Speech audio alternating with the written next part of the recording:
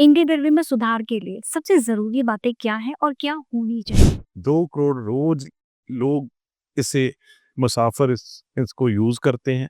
तो ये इतना बड़ा हमारा रेलवे नेटवर्क है, ये नहीं है एयरपोर्ट ही अच्छा हो।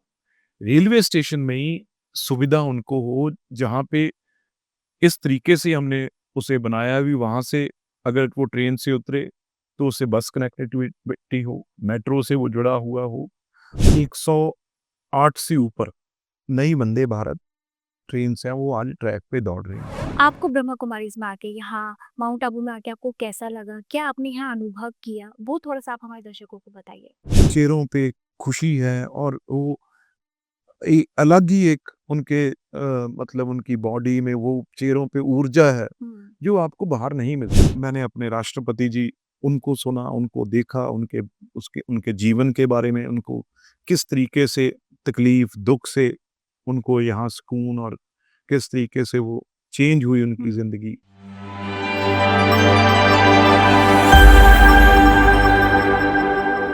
नमस्कार इंडिया, बहुत-बहुत स्वागत है आपका हमारे खास प्रोग्राम माइंडफुल मोमेंट में और मैं हूँ आपके साथ आंचल वर्मा। दोस्तों आज हमारे साथ एक ऐसे व्यक्ति हैं जिनका योगदान न केवल रेलवे के क्षेत्र में बल्कि फूड प्रोसेसिंग इंडस्ट्रीज में भी बहुत महत्वपूर्ण रहा है।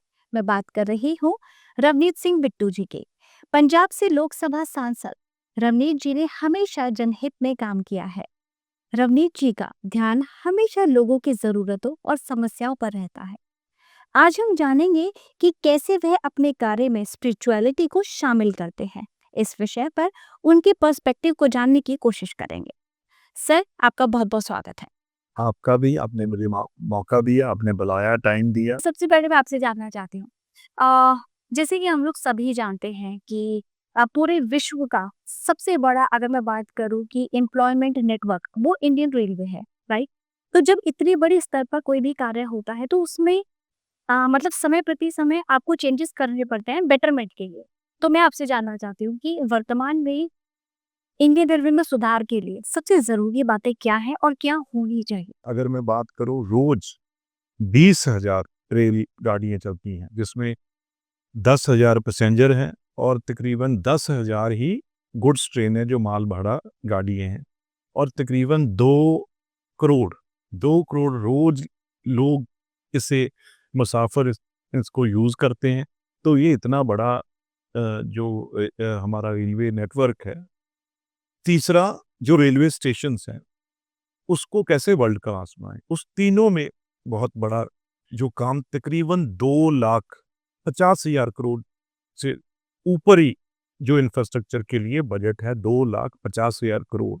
हाँ। उसमें सबसे आप देखेंगे नई वंदे भारत जो ट्रेन है, वो आई है, जो थोड़ा मैं उसको कह सकता हूँ भी प्रीमियर क्लास भी है उसमें। बिल्कुल। अ, उसकी स्पीड 130 और 160 के बीच है। तो तकरीबन 108 से ऊपर नई वंदे भारत ट्रेन्स हैं, वो आज ट्रैक पे दौड़ रही हैं। उसके बाद जो अमृत भारत, जो बिल्कुल जिसमें थर्ड एसी और जनरल कोचेस, क्योंकि एयरपोर्ट प्लेन्स पे पैसे वाला जा सकता है, लेकिन जो रेलवेज़ है, उसे हर मज़दूर ने भी और किसी कंपनी के सीईओ में, दोनों ने इस ट्रेन में बैठना है। तो हमने मज़दूर का भी सोचना है और जो बिज़नेस है, व्यापार करने जा रहा है, उसका भी सोचना है। इसलिए ये अमृत भारत है, जो वो नई शुरुआत हो चुकी है और अगले आप 6 महीने में वो 50 से ज़्यादा वो जो बिल्कुल उसका बहुत ही मिनिमम जो उसका किराया होगा, वो आएँगे। उसके बाद हम वंदे मेट्रो, जैसे अब जब मेट्रो बनती है, जैसे जयपुर में है, या दिल्ली में है, या और, वो अलग है। लेकिन ये हम मेट्रो है जो, वो उसे उसी ट्रैक पे, क्योंकि जो आज अ, अर्बन और सेमी अर्बन जो लोग बड़े आज जैसे मेट्रो शहर कहते हैं, उन शहरों में बहुत लोग का आना-जाना होता है। बिल्कुल। और वो होता है, अगर वो अपनी गाड़ी, अपना स्कूटर, अपने बसेज़ में, तो बहुत बड़ा पॉल्यूशन, और उसके बाद उनको वहाँ खड़े करना है। बिल तो इसलिए ये हम वंदे मेट्रो जो 20-30 किलोमीटर के अंदर जो छोटे शहर हैं बड़े मेट्रो के, वो वंदे मेट्रो रोज के केटर करेगी। जॉब के लिए जाना है, किसी ने और काम के लिए बड़े शहर में जाना है, वापस आना है, तो उसमें 100 आदमी उस डिब्बे में बैठने की जगह है और तकरीबन 200 से ऊपर आदमी जब पैसेंजर वो खड़ा होके उसमें जा सकता है। ये 3 नई ट्रेन्स जो और जो पहले चल रही हैं उसके बिल्कुल जनरल कोचेज़ बहुत बड़ी तादाद पे जो नए डब्बे हैं, नए कोचेज़ हैं, वो बनने में हर फैक्ट्री में तकरीबन मैं कह सकता हूँ अगर गिनती कहूँ तो एक जो हमारी कोच फैक्ट्री है 200, 300, 400 डिब्बे भी बना के वो महीने के वहाँ से भेज रही हैं। और अगर मैं अब स्टेशन पे आऊँ, अमृत भारत में, कोई ऐसा स्टेशन आज मैं राजस्थान में ही बैठा हूँ, इसमें अमृत भारत में हर स्टेट के तकरीबन मेन जो बड़े शहर हैं, उनके तो तकरीबन 500-500, 600-600 करोड़ रुपए। उसमें क्या है, क्योंकि आप ये नहीं है एयरपोर्ट ही अच्छा हो, रेलवे स्टेशन में ही सुविधा उनको हो, जहाँ पे इस तरीके से हमने उसे बनाया भी वहाँ से अगर वो ट्रेन से उतरे, तो उससे बस कनेक्टिविटी हो, मेट्रो से वो जुड़ा हुआ हो और वहाँ पे ही जो आप मॉल देखते हैं बड़े-बड़े पिक्चर हॉल देखते हैं, क्यों ना वहाँ पे ही क्योंकि किसी ने आके 2 घंटे, किसी ने 4 घंटे आप पहले देखते हो रेलवे स्टेशन में आके लोग बैठते हैं, तो प्लेटफ़ॉर्म पे बैठते हैं। बिल्कुल। किसी ने सोचा नहीं। लेकिन ये जो तकरीबन रेलवे स्टेशन अब बन रहे हैं, इसके अंदर उनके लिए फूड कोर्ट भी होगा, बहुत ही मिनिमम प्राइस क्योंकि आप अगर किसी शहर में आते हो, तो आप होटल में गए हो या किसी वो 12 बजे तक चेक इन या चेकआउट करना पड़ता है। तो उसके लिए हम वहीं डेमोट्रीज़ जैसे रूम एक ₹100 ही है मिनिमम चार्जेज़ हैं, 6 घंटे के लिए चाहिए, वो वहाँ पे रूम प्रोवाइड होंगे और अगर उसने वहीं रुकना है, बाहर भी होटल जा सकता है, लेकिन वहाँ भी ऊपर पूरे एक 4 स्टार या 3 स्टार होटल्स उसमें ही बनाए जा रहे हैं। अभी वहाँ पे वो अपना अगर वहाँ रहना चाहता है, तो वहाँ रहे और उसके अलावा उसके लिए एयरपोर्ट की तरह पूरे लॉन्ज होंगे, जहाँ पे वो बैठ के टीवी पे, स्क्रीन पे ही भी कितने नंबर पे प्लेटफ़ॉर्म पे कितने बजे ट्रेन कहाँ आ रही है, वो बैठ के आराम से एसी में बैठे और उसके सामने वो सारा जो है स्क्रीन पे हर चीज़ उसके दिखती रहे, आती रहे और एयरपोर्ट की तरह ही उनकी चेयर्स, उनके कम्फर्ट और छोटी-छोटी जो रिटेल की दुकानें हैं, जिसमें कोई वहाँ पे कोई अपने लोकल ब्रांड्स हैं जो उस शहर के, वो अपनी खोल के वहाँ पे अपनी सेल भी कर सकता है, ले भी सकते हैं। तो ये जो आपने कहा अभी जहाँ आज मुसाफ़िर जो पैसेंजर है उसकी स्पीड तेज़ होगी, तो उसी ट्रैक पे गुड्स ट्रेन माल वाला जो स्पीड इसकी 60 से 70 है, वो नहीं चल सकती। उसके लिए हम जो रुका पड़ा था काम आज जहाँ डबल होने की डबल कर रहे हैं, ट्रिपल करने की ट्रिपल कर रहे हैं और बहुत जगह पे अलग जहाँ पे समुंदर जहाँ पोर्ट्स नहीं है, तो ड्राई पोर्ट कहते हैं उसे। वो जो है अलग से रेलवे अपना बना रही है, भी उससे भी हमें काम भी तो चाहिए ना। अगर पैसेंजर में हम सेवा दे रहे हैं, लेकिन इनकम किससे है? वो सिर्फ़ गुड्स ट्रेन से है। तो वो अलग जो है हमारे जो ट्रैक हैं वो माल-भाड़ा गाड़ी के लिए अलग लाइनें बन रही हैं। फ्रेट कॉरिडोर से कहते हैं, तो वो राजस्थान से भी बहुत ज़्यादा जो है मैं आप देखोगे बड़े-बड़े जो शिपों पे लोड होते हैं कंटेनर्स, वो उसकी मूवमेंट आप देखना डबल और ट्रिपल मूवमेंट आने वाले दिनों में होगी और फिर आप जे ज़्यादा हो जाएगा, तो आज सीमेंट तक भी हम जैसे आप ट्रक देखते हो, ट्रक आज आज बोरी में कोई सीमेंट नहीं जाता। आज जहाँ भी कोई बड़ी कोई भी कंस्ट्रक्शन हो रही है, फ्लैट बन रहे हैं, कोई बिल्डिंग बन रही है, तो ट्रक देख रहा होगे वो घूमता है, उसमें ही सीमेंट और सब कुछ वो घोलता हुआ वही हम बढ़े उसी तरीके से आने वाले दिनों में भी रेलवे क्यों ना, उसी तरीके से वो बड़ा रेलवे के ऊपर ही वो फिट होगा, जिससे वो हम सीमेंट भी उसपे जहाँ ज़रूरत होगी वहाँ हम सप्लाई करें। जी। जैसे कि आज जो इंसान है क्योंकि उसके लिए टाइम की कीमत बहुत ज़्यादा हो चुकी है, राइट? हर कोई अपना समय बचाना चाहता है, तो वो ट्रेन से ज़्यादा प्रेफ़र करता है वो बाय एयर जाए, फ्लाइट को ज़्यादा प्रेफ़र करता है कि टाइम की बचत हो सके। 140 करोड़ का देश, ये हमें ही लगता है जो एयरपोर्ट पे जा सकते हैं। मैंने जैसे कहा वो तो हज़ारों की गिनती में है। मैं आपको अगर बताऊँ सारे देश में हमारे हिंदुस्तान में कितने प्लेन हैं? 700। 700 जहाज़ हैं हमारे पास सारे जितनी भी सर्विस दे रही हैं बड़ी-बड़ी नाम उनके ला लो आज तो कम रह गए क्योंकि टाटा और विस्तारा भी मर्जर हो गया और हो रहा है। 700 और आगे हमने तकरीबन 1000 प्लेन का ऑर्डर दिया हुआ है। तो वो 1-2 करके हर महीने में आ रहे हैं। तो लेकिन रेलवे का जो आगे जो आने वाला कल है वो इससे भी बढ़ेगा। ये बिल्कुल भी ऐसा नहीं हो सकता जितनी हमारी पॉपुलेशन है, जितना हमारा बड़ा देश है, बाय रोड भी कितना हाईवेज़ बन रहे हैं और ट्रैफ़िक फिर बढ़ रहा है। इसी तरीके से ट्रेन, जहाज़, प्लेन और वो कहाँ जा सकते हैं? वो तो बड़े-बड़े शहरों में प्लेन जो है रूट है वहाँ जाते हैं। एक शहर में ज़्यादा एक स्टेट में कितने होंगे? 2 होंगे, 3 होंगे, 4 होंगे और वो भी जो जहाँ वो वहाँ जाते हैं जहाँ प्रॉफ़िट हो। तो बाकी सारा देश कौन जाएगा वहाँ पे? वहाँ तो रेलवे ही जा सकती है और रेलवे ही हाँ, जैसे आपने कहा भी अब वंदे भारत है। मैं आपको ये बताऊँ भी जहाँ अ, 8 घंटे था, वंदे भारत ने उसे 6 घंटे में कर दिया। टाइम टाइम कम कर दिया और आने वाले दिनों में ये और तेज़ होगा। जैसे-जैसे हमारे ट्रैक जैसे मैं कह रहा हूँ, भी ट्रैक गुड्स ट्रेन के अलग हो जाएँगे। तो फ्रेट कॉरिडोर बन जाएँगे, तो ये ट्रेन और स्पीड से बढ़ सकेगी। और आपने उससे बाद मुझे पूछा है जो सुरक्षा बहुत ज़रूरी है। कवच जो हमारा 4.0 जो किसी को भी जब कवच आज 10,000 लोकोमोटिव से हमने दे लगाने का हमारा ट्रायल हो चुका है, ऑर्डर शुरू हो चुके हैं। तकरीबन 1700 किलोमीटर ट्रैक पे, वो भी हमने आगे उसका टेंडर भी हो चुका है। तो कवच जब लग जाएगा तो उसको बिल्कुल भी आप जो देखते हैं कोई डेरेलमेंट हो जाएगी, कोई एक्सीडेंट हो जाएगा, वो बिल्कुल उस पे 100% वो सेफ्टी बढ़ जाएगी और जो 4.0 हमारा कामयाब बिल्कुल हुआ है वो ट्रायल इंडिया का हमारा खुद का वो टेस्टेड और हमारे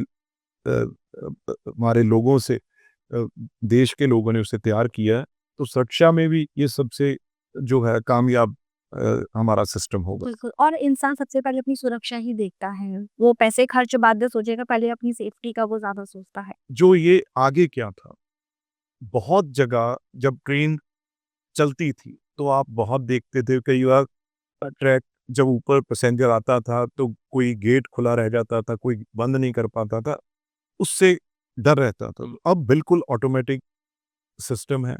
जब ट्रेन चलनी होगी तो पायलट जो ड्राइवर और पीछे हमारा गार्ड है, वो बिल्कुल इंश्योर करेगा भी गेट ऑटोमेटिक वो बंद हो जाए।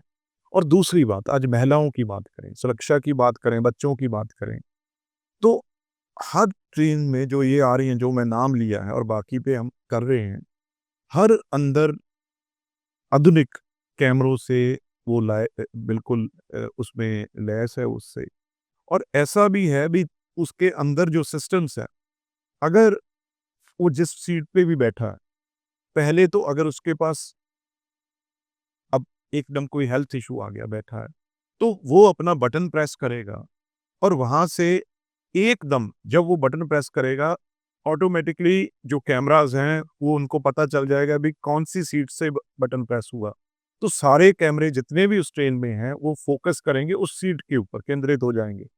और जब वो बताएँगे आवाज़ सीधी जो प्रेस करेंगे ड्राइवर और पीछे जो हमारा गार्ड है, वो एकदम वहाँ से आवाज़ वहाँ से भी आएगी और ये भी बता सकते हैं मुझे ये प्रॉब्लम हो रही है, मुझे कोई मेडिसिन और चाहिए जहाँ मेरे से कोई शरारत कर रहा है, तो वो आवाज़ एकदम उधर चली जाएगी और वहाँ से वो जो भी इंस्ट्रक्शंस होगी, जो टीटी हैं अंदर या बाकी लोग हैं उनको वहाँ पे भेज सकेगा। और अगर कई बार उसके पास बोलने का टाइम नहीं है, तो एक साथ में और मतलब एक और बटन है। अगर वो इतना ही टाइम है वो दवाई बोल नहीं सकता दबाने से ही, तो वो सारी बिल्कुल जो है वो अपने आप वो फिर कैमराज़ वहाँ पे फ़ोकस हो जाएँगे और उनको सब पता चल जाएगा। और ख़ास तौर दिव्यांग क्योंकि उनके लिए ये बहुत अच्छे उनके लिए बाथरूम बनाए गए हैं, क्योंकि उनके लिए बैठने में, देखने में बहुत उनके लिए भी ये बहुत ध्यान दिव्यांग लोगों के लिए भी रखा गया है। और ऐसी बहुत चीज़ें हैं, मैं अगर बताने जाऊँगा तो बहुत लंबा टाइम लग जाएगा। ये बहुत अच्छा कदम है और हम लोग भी उम्मीद करते हैं कि ऐसी सेफ्टी के साथ हम भी ट्रैवल करें। तो मेरा नेक्स्ट सवाल आपसे ये है कि जैसे मैंने आपसे बात की थी अभी ऑर्गेनिक फार्मिंग की तरफ लोग ज़्यादा बढ़ रहे हैं और आप वहीं पर ही फूड प्रोसेसिंग इंडस्ट्रीज़ के आप मिनिस्टर हैं। तो ये दोनों अगर मैं बात करूँ कि आप क्या प्रेफ़र करते हैं? ऑर्गेनिक फार्मिंग की तरफ, ऑर्गेनिक फूड की तरफ हमें जाना चाहिए या फिर जो आप प्रोसेस्ड फूड जो आज मार्केट में आ रहे हैं वो ज़्यादा बेटर है, आप क्या प्रेफ़र करते हैं? और देखो आप क्या सलाह देना चाहेंगे, क्या करना चाहिए? देखो मैं फूड की बात करूँ तो यहाँ तो लोग बहुत ज़्यादा फिट हैं और अपनी डाइट और वो जैसे प्योर जो हमारे गाँव की देसी जो खाना है, फूड है, वो बहुत प्रेफ़र करते हैं। लेकिन आप जैसे कहा भी आज एक बात समझिए, ये एक टाइम था हमारे से पहले हमारे जो जनरेशन दादा, नाना उससे अगर पीछे चले जाएँ तो हमारा मिलेट्स जिसे हमें देसी मोटा अनाज कहते हैं, हमारा तो खाना ही वो था। बिल्कुल। और मेरे पास जबकि ये मिनिस्ट्री आई है, तो और बहुत ऐसी चीज़ें हैं रोज़ हमारे इंस्टीट्यूट है बहुत उम्दा इंस्टीट्यूट है। मैं ज़रूर निस्टम हमारा इंस्टीट्यूट है जो एक हमारा कुंडली में है जो यहाँ से नज़दीक है। तो वहाँ पे बहुत अच्छा काम हो रहा है, बहुत बड़ी देश की सबसे बड़ी फूड की लैबोरेटरीज़ हैं, जहाँ से हम अच्छा। एक हमारे बहुत अच्छे बच्चे वहाँ पे कोर्सेज़ कर रहे हैं, पढ़ के निकल रहे हैं। अभी हमने वर्ल्ड हमारा फूड हुआ था दिल्ली में, तो तकरीबन वर्ल्ड फूड में तकरीबन मैं कह रहा हूँ 70 70 कंट्रीज़ जो उसमें पार्टिसिपेट किए थे और 28 हमारी या यूटी या सारे हमारे स्टेट्स मिला के उसने पार्टिसिपेट किया था, राजस्थान भी था उसमें। यही वहाँ पे सारा ज़्यादा हर चीज़ ऑर्गेनिक मिलेट्स के ऊपर हर चीज़ वहाँ पे आई और उसके ऊपर डिस्कशंस हुई और उसके ऊपर सेमिनार्स हुए और सारे बड़ी कंपनीज़ के सीईओज़ वो वहाँ पे तकरीबन राउंड टेबल जो है उसी टाइम कॉन्फ्रेंसेस होके वहाँ पे साइन किए गए। अलग-अलग मिनिस्ट्रीज़ हमारी देश की वहाँ पे आई, जहाँ स्टेट्स के पार्टिसिपेशन तो थी, लेकिन टोटल बहुत बड़ा बदलाव है जो इस चीज़ के लिए आ रहा है। सेंट्रल गवर्नमेंट ख़ास तौर पे, चाहे वो एग्रीकल्चर मिनिस्ट्री हो, चाहे वो अपना एफसीआई फूड प्रोसेसिंग मिनिस्ट्री हो, वो सारी इस चीज़ के ऊपर ध्यान दे रहे हैं और उसमें सबसे बड़ा रोल मैं आपको कह सकता हूँ कि राजस्थान जैसी स्टेट, जहाँ उधर नॉर्थ ईस्ट की स्टेट, ये बहुत बड़ा रोल निभा रही हैं, तो आगे और बहुत बड़ा रोल ये निभाएँगी। आप देखेंगे यहाँ के छोटे किसान बहुत आने वाले दिनों में तरक्की करेंगे, क्योंकि यहाँ पे महिलाएँ और पुरुष दोनों बराबर काम करते हैं, बिल्कुल। इस स्टेट में। महिलाएँ ज़्यादा करती हैं। तो इसकी वजह से वो जो चीज़ दुनिया आज चाहती है, वो यहाँ से प्रोसेस चीज़ हमारे पास बेस्ट है। सिर्फ़ कमी क्या है, अगर यहाँ पे मैं रास्ते में ही आके देखता आ रहा था, अगर कोई फल है, कोई सब्ज़ी है या कोई भी चीज़ है या फसल है, वो वो उगा तो लेता है, लेकिन उसे पहली बात उस रखने को बड़ी-बड़ी उसके लिए प्रॉब्लम है। हुँ। रखने के बाद वो सँभालनी कैसे है जब सही रेट आए, नहीं तो जब सारी फसलें आ जाती हैं तो उसे बहुत सस्ता में बिक जाती है। हमने मिनिस्ट्री ने ये करना है अभी उसे वेयर हाउसिंग वो अपनी चीज़ कैसे रख सकता है। चाहे वो उसका चाहे वो हनी शहद का काम कर रहा है, चाहे वो अपने किसी चीज़ का भी काम कर रहा है, चाहे वो अपने लोकल कोई अचार बना रहा है, कोई मतलब मेरा कहने का आज तो बहुत आगे निकल गया है काम। लेकिन ये चीज़ें बहुत हम अपनी-अपनी डिफरेंट स्कीम्स के इसमें ग्रुप बन रहे हैं हमारे, जो काम कर रहे हैं, उनको वो चीज़ अपनी वो स्टोर कर सके, उसके लिए हम मदद कर रहे हैं। हुँ। उसके बाद वो उसको पैकेजिंग बहुत बड़ा, वो हम वहाँ से ट्रेनिंग दे रहे हैं। अभी पैकेज आज छोटे-छोटे अच्छे पैकेट बन जाते हैं, तो वो हम उनको ख़ास तौर पे बता रहे हैं भी किस तरीके से इसे पैक करना है। कोई ज़्यादा महँगी चीज़ें नहीं है। जब वही चीज़ एक पैकेट में अच्छी रंग-बिरंगे रैपर और उसमें पैक हो जाती है, तो उसकी कीमत अलग हो जाती है। ये वो चीज़ अगर छोटा किसान या छोटा व्यापारी ये चीज़ जान ले, तो इसका बड़ा उसको लाभ मिलेगा और उसे हमें जोड़ना है जो बड़े शहरों में या बड़े मार्केट में वो लेके जाए। ये 3-4 चीज़ें हैं जो अभी कल ही प्रधानमंत्री जी ने ख़ास तौर पे, क्योंकि बहुत बड़ी ज़रूरत है आने वाले दिनों में जो ऑयल है, ऑयल सीड्स के लिए उसको बढ़ावा देने के लिए प्रधानमंत्री जी ने कल ही 1 लाख से ऊपर करोड़ रुपया कैबिनेट में मंजूरी दी है। तकरीबन 119 अलग-अलग बीज को परमिशन दी है, जो सीड्स अलग-अलग जो हैं नए उनको लगाने की परमिशनें हैं, वो दी हैं। तो मुझे बहुत विश्वास है इस चीज़ का, भी बड़ी कामयाबी आगे मिलेंगी। हमारे हर डिस्ट्रिक्ट में हमारे ऑफ़िसर्स हैं जो काम करते हैं, जी। जो मैं आपके माध्यम से कहना चाह रहा हूँ, हमारे जो हर डिस्ट्रिक्ट में फूड प्रोसेसिंग मिनिस्ट्रीज़ के लोग लगे हैं, जो मदद करते हैं, उनसे आप मिलिए और वो आपको हर चीज़, आपको स्कीम्स के बारे में, आप स्कीम खुद वो अपने कंप्यूटर, लैपटॉप जो भी आप उनसे उस स्कीम्स में देखोगे, उसको डिस्ट्रिक्ट रिसोर्स रिसोर्स पर्सन कहा जाता है। जो डिस्ट्रिक्ट रिसोर्स पर्सन है हमारा, वो हर स्कीम आपको बताएगा और उसके बाद वो स्कीम बैंक में जो मिनिस्ट्री से सब्सिडी या पैसा मिलना है वो तो मिलना ही मिलना है, और बाकी वो बहुत कम रेट पे 9% पे वो आपको पैसा लेके देगा और उससे इंटीग्रेट करेगा एग्रीकल्चर मिनिस्ट्री से 3% वहाँ से। और ये स्कीम्स हैं जो मैं आपके माध्यम से कहना चाहूँगा कि फूड प्रोसेसिंग मिनिस्ट्री के मैं फिर बता दूँ कि जो हमारा डिस्ट्रिक्ट रिसोर्स पर्सन है उसे मिले। बहुत गाँव लेवल तक ऐसी स्कीम्स हैं जो आपको लाभ पहुँचा सकती हैं। और सर क्योंकि ये टॉपिक भी बहुत ज़्यादा विस्तार का है और मैं बहुत चीज़ों के बारे में मैं आपसे जानना चाहती हूँ। मन में बहुत सारे सवाल हैं कि आप यहाँ ब्रह्मा कुमारीज़ में पहली बार आए हैं और ऑफ कैमरा आपसे मेरी बात हुई थी, आप काफ़ी टाइम से ब्रह्मा कुमारी से जुड़े हुए भी हैं।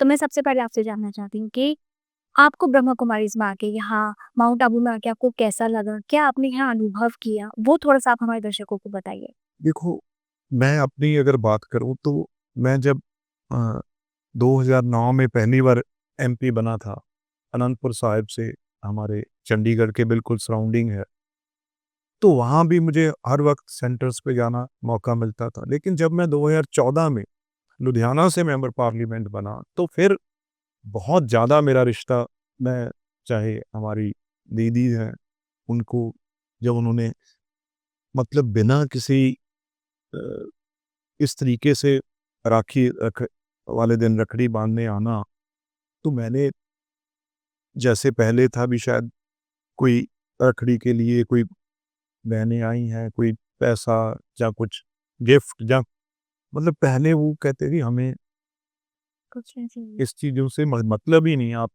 ये तो सोचो भी मत। तो फिर धीरे-धीरे मैं सेंटर्स पे जाता रहा, वहाँ पे चाहे दीदी शिवानी जी जो और बहुत उनको सुनता गया, और जब भी कोई प्रोग्राम होता था तो मुझे बताते थे।